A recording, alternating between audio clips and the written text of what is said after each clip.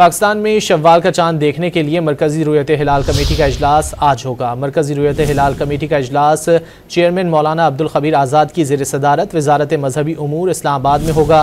कराची समेत दीगर शहरों में जोनल हिलाल कमेटियों के इजलास मुनक्किद किए जाएंगे। सुपारकों के मुताबिक शव्वाल का चांद तश्कील पा गया है।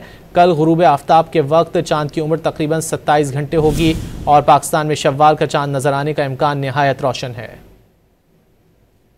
पाकिस्तान में शव्वाल का चांद देखने के लिए मरकजी रुयत हिलाल कमेटी का इजलास आज होगा। मरकजी रुयत हिलाल कमेटी का इजलास चेयरमैन मौलाना अब्दुल खबीर आज़ाद की ज़ेर सदारत वज़ारत मजहबी उमूर इस्लामाबाद में होगा।